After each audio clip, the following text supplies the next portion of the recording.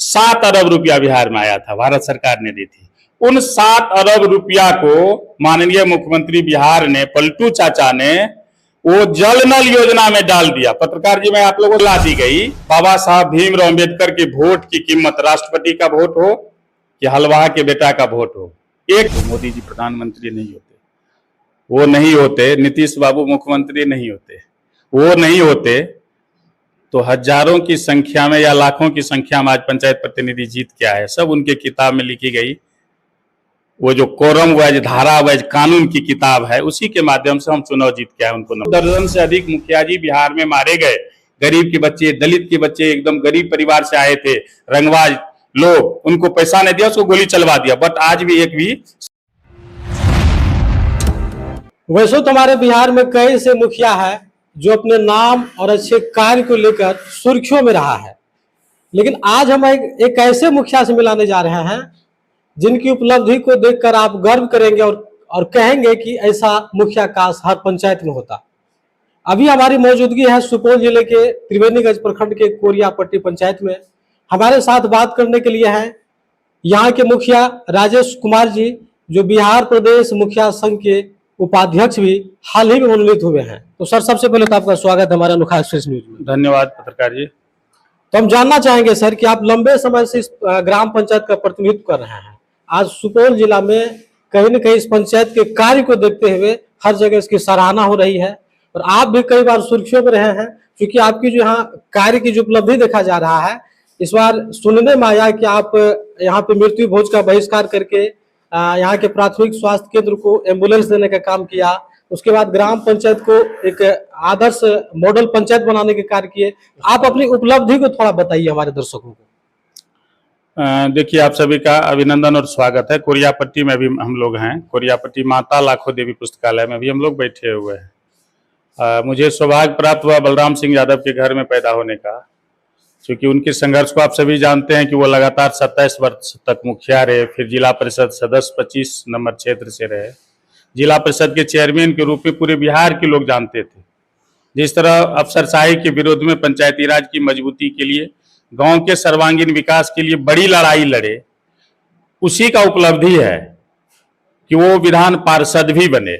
विधान पार्षद बनने के बाद उन्होंने पंचायत राज प्रतिनिधियों के मानदेय भत्ता की लड़ाई बड़ी मजबूती से लड़ी और पूरे बिहार के तमाम सांसद, विधायक और पार्षद ने इसकी सराहना भी की। निवर्तमान उस समय के चीफ मिनिस्टर नीतीश कुमार जी ने भी कहा था कि बलराम जी, सचमुच आप पंचायत प्रतिनिधि के हित की लड़ाई लड़ रहे हैं। अन्य राज्यों से मैं इसका जो है मुआयना करवाता और मुआयना के बाद लगा कि बिहार में पंचायत प्रतिनिधियों को मानदेय भत्ता दी जानी चाहिए। पर दुख के साथ यही कहना है कि 15 वर्ष पहले जो कानून बना, सभी सांसद, विधायक, मुख्यमंत्री जी का, शिक्षक का मानदेय भत्ता बढ़ा, पर पंचायत प्रतिनिधियों को आज भी कोई देखने वाला नहीं है। पर वर्तमान सरकार, भारत सरकार और बिहार सरकार ने पंचायती राज की भ्रूण हत्या कर दिया। आज आप देख रहे हैं कि 2 साल से ज्यादा हम लोग को ग्राम पंचायत के मुखिया के रूप में चयनित होने का हो गया है, पर आज कहीं भी बिहार के अंदर किसी गांव में चले जाइएगा, कहीं कोई काम नहीं हो रहा है। सभी आवश्यक 29 विभाग जो गांव के विकास के लिए था, शिक्षा, स्वास्थ्य, बिजली, पानी, जो भी सार्वजनिक सड़क, गली नली, दलित के बस्ती में उनके सौंदर्यीकरण के लिए सारा योजना को खत्म करके टाइड एंड टाइड में बदल दिया गया और योजना को इस तरह अफसरशाही के हित में बना दिया है कि बगैर बीडीओ, बगैर पंचायत राज प्रतिनिधि और बगैर पंचायत अफसर के विरुद्ध हम कोई काम नहीं कर सकते। ग्राम सभा का तो अधिकार ही खत्म कर दिया गया है। क्या चाहिएगा कि ग्राम पंचायत में जिस तरह का सुधार की आवश्यकता है, सरकार आप लोगों को भी ध्यान नहीं दे रहा है, तो आगे आप लोगों की रणनीति क्या है? मैंने पिछले जो 7 तारीख को अपने लोगों के यहाँ लोकसभा का चुनाव था, इस दौरान एनडीए के भी कई एमपी, एमएलए, मंत्री से हमारी मुलाकात हुई। मैंने फ्रेंडली तौर पे उन लोगों को कहा कि श्रीमान, ये भारत आत्मनिर्भर भारत तब बनेगा जब गांव का विकास होगा, गांव का सर्वांगीण विकास होगा, जैसा मोदी जी भाषण में भी कहते हैं। पर भारत सरकार के पंचायत राज मंत्री गिरिराज सिंह और बिहार के पंचायत राज मंत्री ने मिलकर पूरी पंचायत राज व्यवस्था को बर्बाद कर दिया, धूमिल कर दिया है। गांव के विकास के लिए जो रुपया हमको आया था, 7 अरब रुपया बिहार में आया था, भारत सरकार ने दी थी। उन 7 अरब रुपया को माननीय मुख्यमंत्री बिहार ने, पलटू चाचा ने, वो जल नल योजना में डाल दिया। पत्रकार जी, मैं आप लोगों से पूछना चाहता हूं, कहीं बिहार के अंदर जल नल योजना से 1 लीटर शुद्ध पानी आप पिए हैं कहीं क्या? इसलिए जल नल योजना के नाम पे भारी घोटाला हुआ है। और खासकर इस इलाके में, मैं पंचायती नहीं, प्रदेश उपाध्यक्ष हूँ, जिला मुखिया संघ का भी नेता हूँ, तो कहीं भी कोई जल नल के नाम पे पानी नहीं पीते हैं। जल की बर्बादी हो रही है, कोई देख रेख करने वाले नहीं है। यहां तक कि आप विद्यालय चले जाइए, आंगनबाड़ी केंद्र चले जाइए, अस्पताल के मैदान चले जाइए, नल से पानी बह रहा है, ये बर्बाद हो रहा है, कहीं कोई देखने वाला नहीं है। ये 24 वर्ष का अनुभव, निश्चित रूप से ग्राम पंचायत के एक व्यक्ति के नाम को जानता हूं, उनके स्वभाव को जानता हूं, उनके गरीबी को जानता हूं, उनके परेशानी को समझता हूं। बारीकी तरीके से हम उसके परेशानी को दूर करने का प्रयास करते हैं।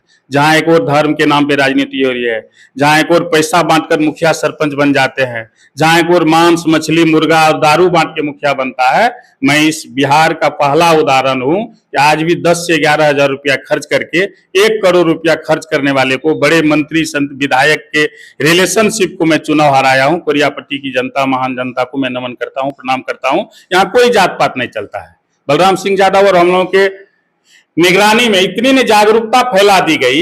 बाबा साहब भीमराव अंबेडकर के वोट की कीमत, राष्ट्रपति का वोट हो कि हलवाहा के बेटा का वोट हो, एक गिना जाता है, उसकी कीमत निश्चित रूप से कोरियापट्टी की जनता समझती है। जबकि आप जानते हैं कि यह पूंजीपति का गांव है, बड़े बड़े जमींदारों का गांव है।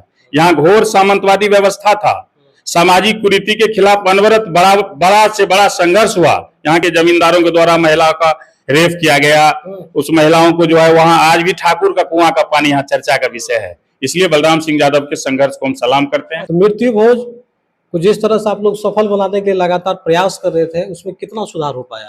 देखिए, मैं बाबा साहब भीमराव अम्बेडकर को सम्मान करता, वो नहीं होते तो मोदी जी प्रधानमंत्री नहीं होते, वो नहीं होते नीतीश बाबू मुख्यमंत्री नहीं होते, वो नहीं होते तो हजारों की संख्या में या लाखों की संख्या में आज पंचायत प्रतिनिधि जीत क्या है, सब उनके किताब में लिखी गई। वो जो कोरम वाइज, धारा वाइज कानून की किताब है, उसी के माध्यम से हम चुनाव जीत के आए, उनको नमन करते हैं। ये देश संविधान से चलता है, विज्ञान से चलता है, न कि धर्म से चलता है कि मंदिर मस्जिद से चलता है। इस बात का गहरा अध्ययन हम लोगों ने किया है कि जहां का लोग पढ़ा लिखा होगा, जो मुद्दा की बात करेगा, वो निश्चित रूप से अपने जीवन शैली में बदलाव के लिए सर्वांगीण विकास की बात करेगा।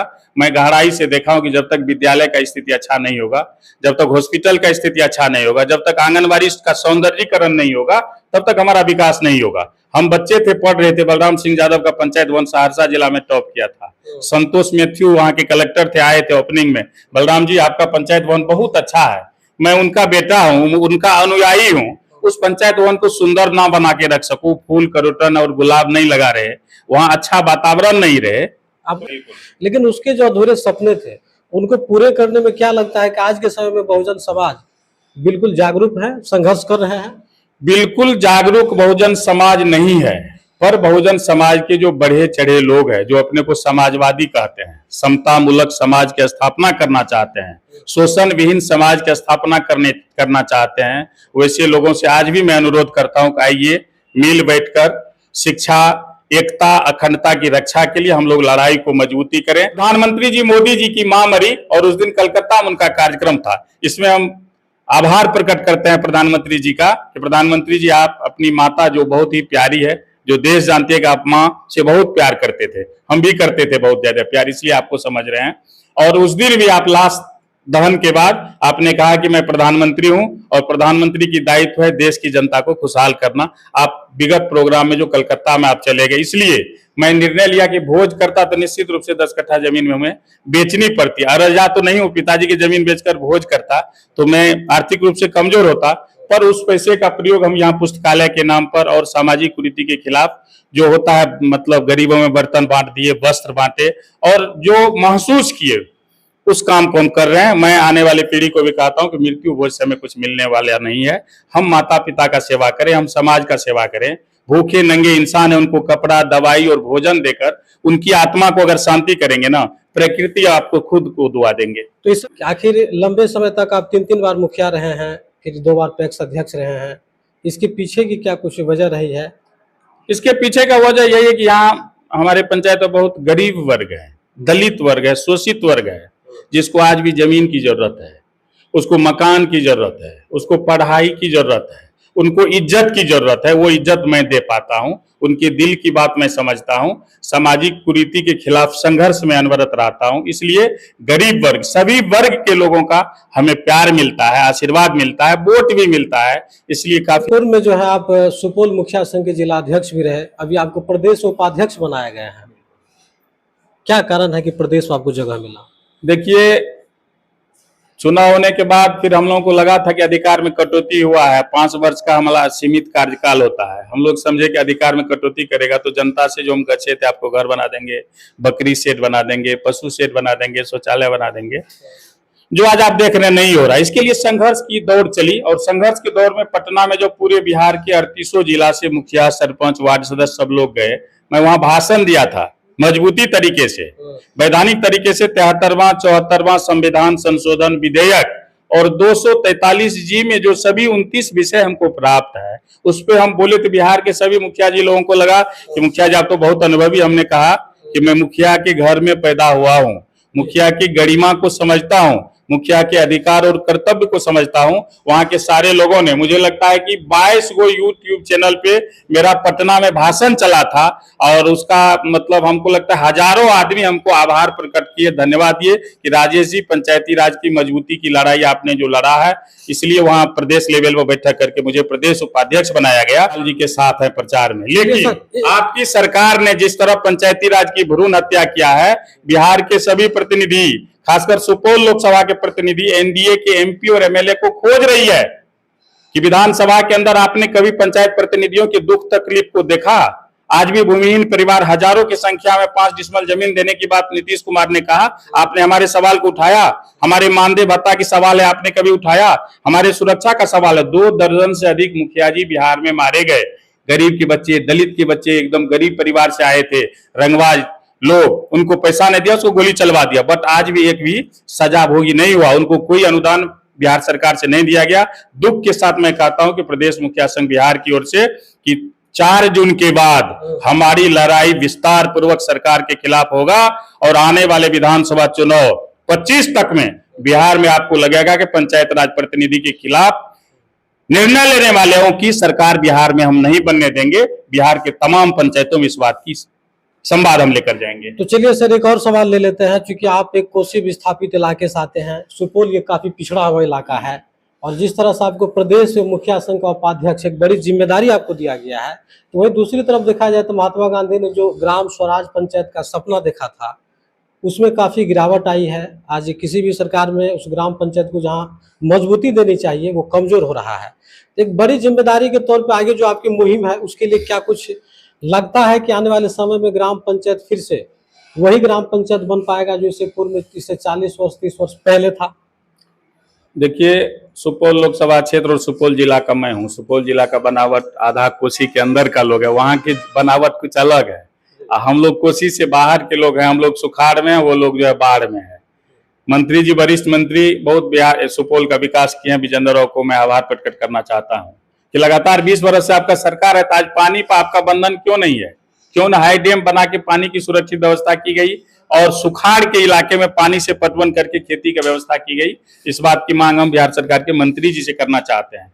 पर पंचायती राज जब तक मजबूत नहीं होगा, आप देखे होंगे मोदी जी कहे थे सभी सांसद अपने अपने लोकसभा क्षेत्र में एक पंचायत को स्मार्ट पंचायत बनाएंगे। पूरे भारत के अंदर मैं चैलेंज करता हूं प्रधानमंत्री जी से, कहीं आप पूरे भारत में किसी सांसद से कहवा दीजिए जी किसी पंचायत को स्मार्ट पंचायत बना दिए हो। बल्कि पिछले 7 निश्चय योजना पिछले वित्तीय वर्ष में जो काम हुआ है वो चर्चा का विषय है। बहुत अच्छा काम गांव में गरीब का। अच्छा सर, आपके पंचायत में कुल कितने वार्ड हैं? हमारे यहाँ 12 वार्ड है। लगता है कि आपके समय में 12 वार्ड में आप अपने अनुरूप हर तरह का कार्य कर पाए? देखिए, समस्याओं का अंबार लगा हुआ है। सबसे बड़ी समस्या आज भी भूमिहीन मेरे पंचायत में है। सबसे बड़ी बात है कि अब 3 डिसमल जमीन है, 3 गो बेटा है, 3 या 9 गो उनको पोता है।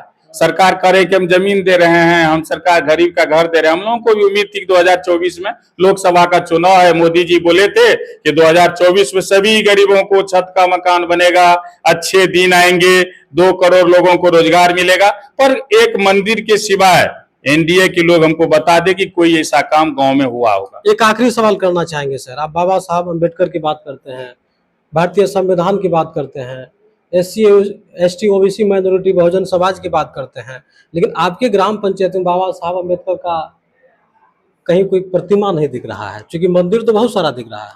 देखिए, प्रतिमा आज तो आप में मुझे खुशी हो रही है कि बार बार अम्बेडकर साहब का आप चर्चा कर रहे हैं। पिछले 10-15 साल पीछे आप चले जाइए, कहीं चर्चा भी नहीं हो रहा था। आज बहुजन समाज अपने देवता को, अपने भगवान को परखा है कि आज अम्बेडकर नहीं होते तो हम विद्यालय के अगले बेंच पे नहीं बैठ पाते, हम चापाकल और नल में और ठाकुर के कुआं में पानी भरने की हिम्मत नहीं जुटा पाते। पर मैं आपको बता दूं कि यहाँ से 1 किलोमीटर आगे मानगंज पंचायत है, मानगंज चौक पर हम निराला जी और कई साथियों के सहयोग से वहाँ अम्बेडकर चौक बना है, अम्बेडकर जी की मूर्ति लगी है। पिछले अम्बेडकर जयंती चूंकि लेकिन आपके पंचायत में नहीं है सर। मेरा पंचायत का मैं नेता नहीं हूँ, मैं इस इलाके सुपौल जिले का समाज सेवी हूँ। आपका जन्मभूमि है ना सर? हाँ, जन्मभूमि है, तो ऐसा नहीं कहते हैं कि हम भगवान राम का मंदिर अयोध्या जी में बना दिया। अगर हमारे कोरियापट्टी में कहीं भी किसी भी चीज की शुरुआत तो सर घर से ही होनी चाहिए। हाँ बिल्कुल होगा, वो करेंगे। अम्बेडकर चौक आपका यही डिमांड है, तो पिछले दिन रंजिता रंजन आई थी हमारे पंचायत वन चौक की घोषणा करके गई थी कि अम्बेडकर चौक के नाम से बनाते हैं, पर वो तो नहीं कर सकी।